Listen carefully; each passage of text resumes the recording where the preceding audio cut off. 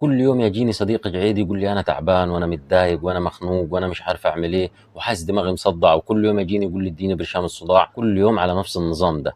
طب يا عم فيك ايه؟ انا ما اعرفش، بس انا حاسس ان انا متضايق ومخنوق وقرفان ودماغي مصدعه والدنيا واقفه معايا وحالتي زي الزفت. قلت له بص، انا ما اعرفش عن نفسي حاجه ممكن تعمل في بني ادم كده غير الذنوب.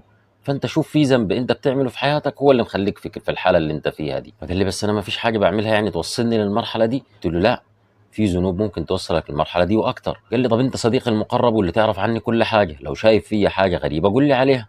قلت له اه انا شايف فيك حاجه. قال لي ايه هي؟ قلت له السخريه والتنمر، انت دايما قعداتك كلها تضحك على فلان، تضحك على فلتكان، تقعد تتريق على الناس، اللي معدي مش سايبه واللي رايح واللي جاي، كل قعداتك ضحك وهزار وتريق على خلق الله. الموضوع ده ممكن يخليك في الحالة دي وأسوأ من الحالة دي. قال لي ازاي يا عم؟ قلت له رب العزة سبحانه وتعالى قال في القرآن ايه؟ ويل لكل همزة لمزة. فتخيل اللي انت بتعمله ده ربنا توعد أصحابه بالويل. قلت له مش كده وبس. قال لي إيه؟ قلت له ربنا نبه إن ما فيش حد يعمل التصرف ده. قال لي ازاي؟ قلت له رب العزة سبحانه وتعالى قال لا يسخر قوم من قوم عسى أن يكونوا خيرا منهم ولا نساء من نساء عسى أن يكون خير منهن ولا تلمذوا أنفسكم ولا تنابزوا بالألقاب بئس الاسم الفسوق بعد الإيمان. شوف سبحان الله، يعني رب العزة سبحانه وتعالى نبه إن ما فيش حد يتريق على حد وما فيش حد يسخر من حد، وتوعد الناس اللي بتعمل كده إنهم حيشوفوا الويل يوم القيامة. ده غير آيات كتير جدا لو قعدت أعدها لك، آيات لا تعد ولا تحصى، بتتكلم عن التريقة والسخرية والتنمر، انك تقعد تتريق على خلق الله عشان تضحك اللي حواليك. ده غير احاديث النبي عليه افضل الصلاه والسلام.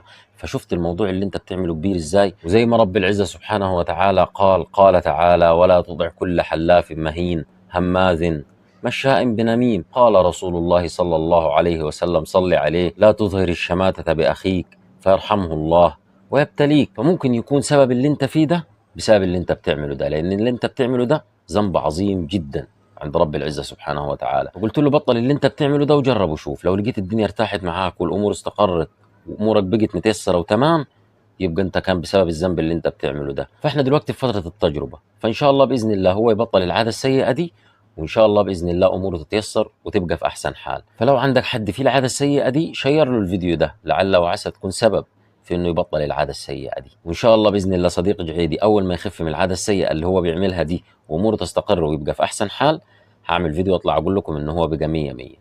سلام عليكم.